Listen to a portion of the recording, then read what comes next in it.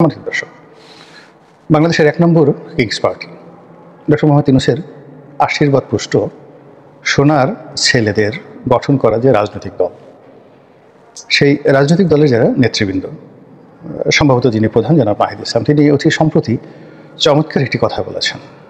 কথাটা হলো এই: আমরা বুড়োদের মতো মিথ্যা কথা বলি না রাজনীতিতে।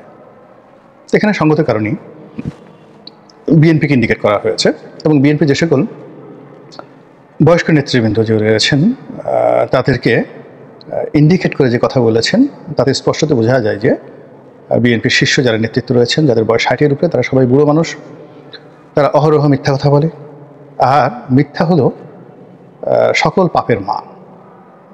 যারা মিথ্যা কথা বলতে পারে, তারা পারেন এমন কোনো কুকর্ম নেই। তাদের কাছে জেনা, ব্যভিচার, চুরি, ডাকাতি, রাহাজানি, খুন, হত্যা, ধর্ষণ এগুলো সব নস্যি। মিথ্যাবাদী এত খারাপ।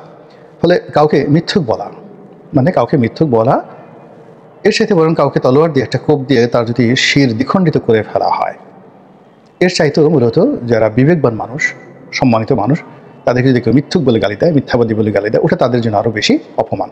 এই কারণ হলো, আবার বলছি, মিথ্যা সকল ধর্মের নিন্দিত এবং এই পৃথিবীতে যত পাপ রয়েছে সকল পাপের মা বলা হয় মিথ্যাকে।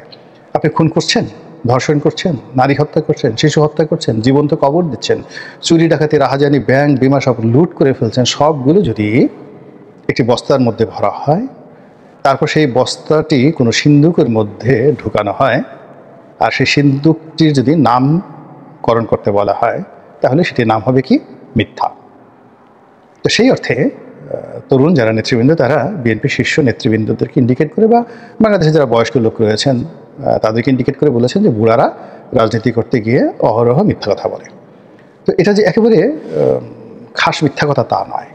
আমাদের দেশের অনেক রাজনীতিবিদ রয়েছেন যারা মিথ্যাকে নিজেদের জাতীয় ভাষা বানিয়ে ফেলেছেন, এবং তাদের যে কর্মকাণ্ড, সেই কর্মকাণ্ড নিয়ে ঠিক প্রশংসা করার মতো লোক সিনিয়রদের মধ্যে যে কয়জন আছেন, তার চেয়ে নিন্দা করার মানুষের সংখ্যা বেশি। আমাদের দেশে যারা রাজনীতিবিদ রয়েছেন, সেই গত স্বাধীনতার পর থেকে আজ অবধি এদের মধ্যে পেশা রয়েছে, নিজস্ব আয় রয়েছে, জমিদারি রয়েছে, জায়গা জমি রয়েছে, এবং নিজেদের অর্থ বা উপার্জিত অর্থ তারা ব্যয় করে রাজনীতি করেন, জনকল্যাণ করেন, এদের সংখ্যা খুব অল্প। বেশিরভাগ রাজনীতিবিদ তারা জীবনের শুরুতে একেবারে তাদের পকেট শূন্য থাকে, তারপরে রাজনীতিতে যখন তারা হোমরা-চোমরা হয়ে ওঠেন, তখন তারা ক্যাশ নেন, কারেন্ট নেন, অর্থাৎ ঘড়ি দাও, টাকা দাও, গাড়ি দাও, বাড়ি দাও, তো নারী দাও, মানে তাদের যা কিছু প্রয়োজন সবই তারা এই অবৈধ উপায়ে সংগ্রহ করে। এবং এগুলো সংগ্রহ করতে করতে করতে করতে একটা সময় তারা বটবৃক্ষে পরিণত হয়ে যায়। কেউ কেউ গ্রুপ অফ কোম্পানিজের মালিক হয়ে যায়, কেউ ৮-১০টা ব্যাংকের মালিক হয়ে যায়, কেউ শত শত নয় হাজার হাজার বিঘা জমির মালিক হয়ে যায়। তারপর রাজনীতির গডফাদার সেজে জাতিকে সবক দেয়। লেখাপড়া না থাকলেও তারা দেশের সবচেয়ে শিক্ষিত, জ্ঞান বুদ্ধি না থাকা সত্ত্বেও তারা সবচেয়ে বড় পণ্ডিত, দার্শনিকতা সম্পর্কে তাদের ন্যূনতম জ্ঞান থাকা না সত্ত্বেও তারা সক্রেটিস বা প্লেটোর মতো দেশ জাতিকে প্রতিনিয়ত তারা নসিহত করেন। তো এই যে রাজনীতিবিদদের যে একটা অংশ এরা মন্দ কাজ করেন, তা তো আমরা অস্বীকার করতে পারছি না, এবং এরা অনেকটা ক্যান্সারের মতো আমাদের এই মাথার উপর চেপে আছে। এই যে সরকারটি ক্ষমতা হারালো, আপনি দেখেন সেই সরকারের মূল অভিযোগ কী ছিল? চুরিচামারি।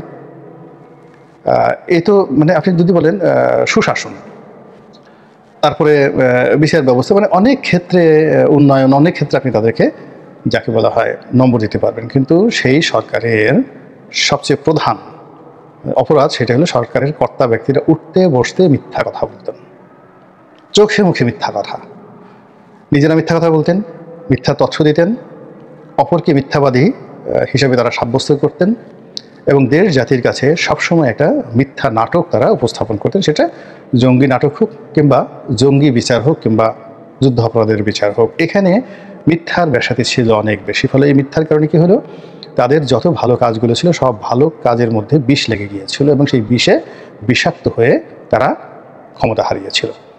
একইভাবে অতীতে যারা ক্ষমতা হারিয়েছে, অতীতে যাদের পতন হয়েছে, অতীতে যাদের মৃত্যু হয়েছে, তাদের রাজনীতির প্রথম সমস্যা ছিল তারা মিথ্যুক, তারা মিথ্যাবাদী। দ্বিতীয়ত হলো তারা দুর্নীতি করেছে। আর তৃতীয়ত হলো যে তারা চরিত্রহীন, তাদের কোনো রকম নৈতিক চরিত্র ছিল না। বাপ মা ছেলে সন্তান থেকে শুরু করে যা কিছু বলেন কোনো জায়গাতেই তারা একটা মিনিমাম স্ট্যান্ডার্ড বজায় রাখেনি, ফলে তাদের সেই পতন হয়েছে। কিন্তু আমরা কখনোই তাদেরকে ইন্ডিকেট করে কোনো কথা বলার সাহস আমাদের ছিল না। কিন্তু এখন এই যে যারা কিংস পার্টি করেছেন, তরুণ যাদের বয়স এখন 30-এর মধ্যে বা 30-এর নিচে, টকবগে রক্ত, তাদের ভুল হচ্ছে, ভ্রান্তি হচ্ছে, অন্যের বুদ্ধিতে হয়তো তারা চলছেন, 10টা কাজ করতে গিয়ে 5টাই ভুল করে ফেলছেন, কিন্তু সঙ্গে সঙ্গে আমাদের পুরো রাজনৈতিক বিধি ব্যবস্থাকে কিন্তু তারা চ্যালেঞ্জ জানিয়ে ফেলেছেন। এবং সেই চ্যালেঞ্জ জানানোর কারণে কি হচ্ছে, রাজনীতির হিমালয় বলতে যা বোঝায়, রাজনীতির গ্রেট ওয়াল বলতে যা বোঝায়, এই যে ধনিক শ্রেণী, বণিক শ্রেণী, তারপর অভিজাত শ্রেণী, বয়স্ক শ্রেণী, শিক্ষিত শ্রেণী, আমলা কামলা, সবাইকে এই তরুণরা কিন্তু রীতিমতো চ্যালেঞ্জে ফেলে দিয়েছেন। সবাইকে তারা খোঁটা দিচ্ছেন, সবাইকে তারা টিটকারি করছেন, দেখেছি তোমরা কি করতে পারো। যেমন দেখা গেল যে বিএনপির বড় বড় নেতা একেবারে ইন্ডিকেট করে তারা খোঁটা দিচ্ছেন যে এই তোমরা এত বড় বিরত দেখাচ্ছ, আমাদের কারণে তো তোমরা এখন নড়াচড়া করতে পারছো, আমাদের কারণে তোমাদের মামলা মোকদ্দমা থেকে তোমরা রক্ষা পেয়েছো, বড় বড় কথা বলতে পেরেছো, তোমরা বিদেশে ছিলে, আমাদের কারণে বাংলাদেশে আসতে পেরেছো, তোমরা দেখা বলে যে কি বলো, বাড়ির সামনে তোমাদের একটা বিরাট বালুর ট্রাক ছিল তোমাদের নেত্রীর, সেই বালুর ট্রাকটা সরানোর মতো মুরুদ তোমাদের হয়নি, একটা লোক সেই বালুর ট্রাকটা দেখার জন্য যেদিন সাহস পায়নি, এই তোমাদের সাহস শক্তি, আর সেটা নিয়ে তোমরা আমাদেরকে চ্যালেঞ্জ জানাচ্ছ। এই কথা তারা কিন্তু মুখের উপর বলে দিচ্ছে। এবং একই সঙ্গে রাজপথে তারা যেভাবে সেই তাদের রাজনৈতিক প্রতিপক্ষকে আক্রমণ করছে, জলে স্থলে অন্তরিক্ষে, রাজনৈতিক কৌশলে, তারপরে শেষে গালাগাল করে, বিভিন্ন রকম ট্যাগ দিয়ে, এই যে আপনি ধরেন টিনের ছেলে কাউয়া বা 1 2 3 4, এরপরের যে বাক্যের অংশটি এখন তো বাংলাদেশে মশহুর হয়ে গেছে, মানে এটা জয় বাংলা স্লোগানের চাইতেও মানে বেশি সারা বাংলাদেশে কিন্তু এই স্লোগানটা এখন রীতিমতো মানে ভাইরাল হয়ে পড়েছে। এখন এই যে স্লোগানটা তারা দিল, এই স্লোগান দেওয়ার জন্য তাদের সাহস করতে হয়েছে এবং তাদেরকে চিন্তা ভাবনা করতে হয়েছে, এবং এই স্লোগানটা কিন্তু তারা এখনও ক্রমাগত চালিয়ে যাচ্ছে। ফলে এটা কিন্তু আমাদের রাজনীতির জন্য একটা বিশাল টার্নিং পয়েন্ট, নাম্বার 1। নাম্বার 2 হলো এই তরুণরা বাংলাদেশের প্রধান যে রাজনৈতিক দলগুলো রয়েছে, বিএনপি এবং আওয়ামী লীগ, তাদের মধ্যে আতঙ্ক সৃষ্টি করে ফেলেছে। তাদেরকে বলতে গেলে মাথা নোয়াতে বাধ্য করা হয়েছে, এবং যে কাজগুলি বড় রাজনৈতিক দলগুলো করেনি সেটা হলো তরুণদেরকে কখনো তারা মানুষ হিসেবে মনে করেনি। নিজ দলের অনেক মেধাবী তরুণ যারা আছেন বা ছিলেন, তাদেরকে কখনো তারা বসতেও বলেনি।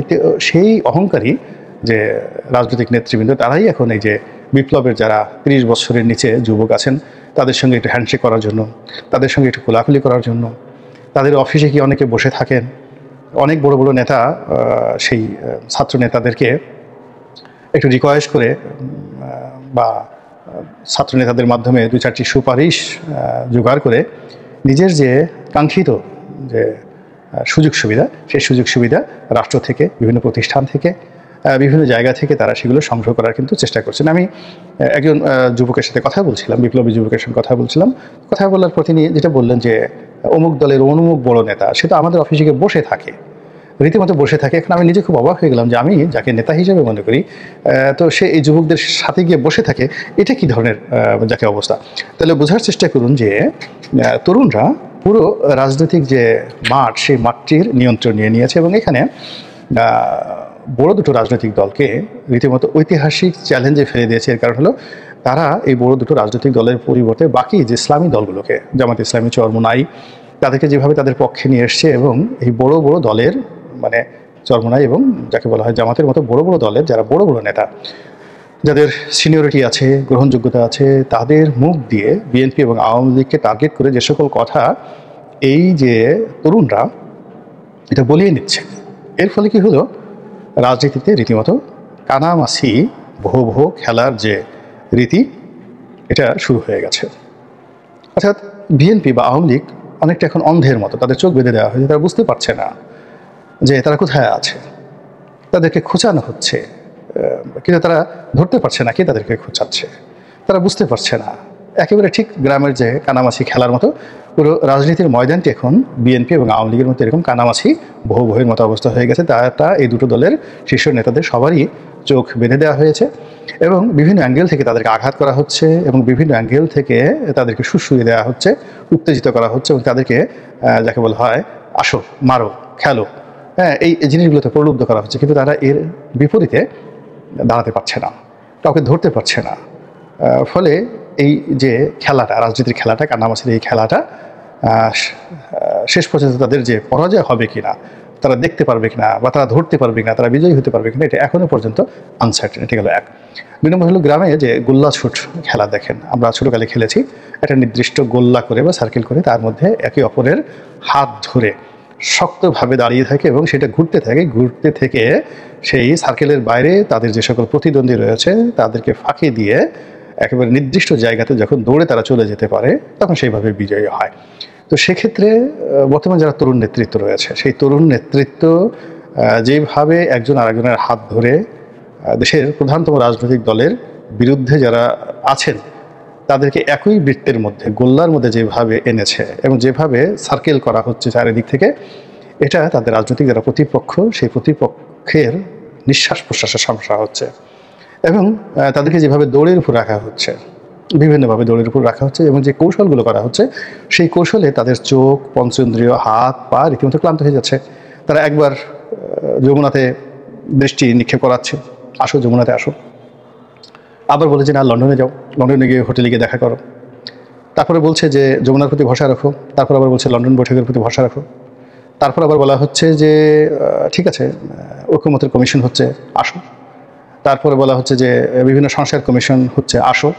তো এই যে সিনিয়র যারা নেতৃবৃন্দ রয়েছেন তারা সেখানে যাচ্ছেন কোট পরে, টাই পরে, জুতা পলিশ করে, হাসি মুখে যাচ্ছেন এবং প্রথম দিকে তাদের খুব ধারণা ছিল যে না, আমরা এবার দেখাই দেবো যে আমরা যে রাজনীতি করতে পারি, আমরা যে জানি, যাদের সাথে বৈঠক করছি, সব কিছু করছি, তাদেরকে আমাদের জ্ঞানের দৌরত্ব, আমাদের প্রজ্ঞা, মেধা, এগুলো সব দেখিয়ে এমন নাস্তানাবুদ করবো, এমন শিক্ষা দেবো যে জিন্দিগিতে আর মুক্তির কথা বলতে পারবে না।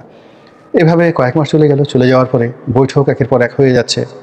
যারা বৈঠক আয়োজন করছেন, যারা পিছন থেকে খোঁচা দিচ্ছেন, উত্তেজিত করছেন, মানে এতদিন পরে যারা বয়স্ক সিনিয়র নেতৃবৃন্দ রয়েছেন বিভিন্ন দলে, তারা বুঝতে পেরেছেন যে আমরা যে কাজগুলো করছি এটা কানামাছি, রাজনীতির কানামাছি, বহু খেলার মতোই চোখে আমরা মানে কাপড় বেঁধে আমরা এতদিন যা কিছু করেছি এই